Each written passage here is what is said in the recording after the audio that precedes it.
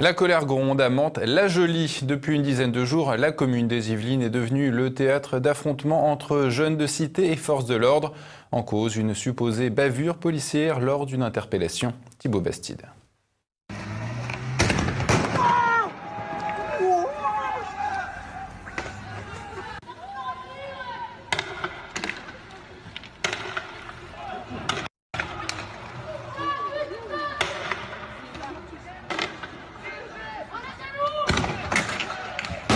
Cocktail Molotov, tir de mortier et incendie de véhicules, bienvenue au Val-Fourré. La cité de Mantes-la-Jolie dans les Yvelines vit des nuits agitées depuis plus d'une semaine. En effet, plusieurs dizaines d'individus affrontent les forces de l'ordre dès la nuit tombée. Ainsi, les fonctionnaires de police et les pompiers essuient des jets de pierre, de cailloux et même de boules de pétanque. Si les confrontations sont assez fréquentes en région parisienne, celle de Mantes-la-Jolie s'installe dans le temps. En cause, l'interpellation d'un individu de 27 ans le 7 novembre dernier. Selon le diagnostic des médecins de l'hôpital parisien où il a été conduit, ce dernier a été brûlé au 2e et au 3e degré aux mains et aux poignets.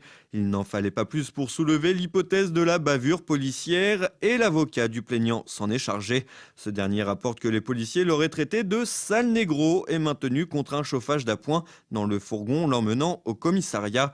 Une accusation qui s'apparente à du pain béni pour les émeutiers. En effet, les petits copains de la cité subiraient tous le même traitement. Bougnoul, Bamboula, Négro ou encore Kirikou accompagneraient systématiquement les contrôles d'identité. Des allégations que rejette en bloc le syndicat de police. Des insultes raciales prétendues servant de prétexte pour en découdre avec les forces de l'ordre. Un phénomène rappelant étrangement l'affaire Théodore Louaka et sa fameuse matraque. Une affaire ayant fait la une de l'actualité pendant plusieurs semaines et causé de nombreuses nuits d'émeutes un peu partout en France. 9 mois plus tard, il semblerait que la manipulation se répète.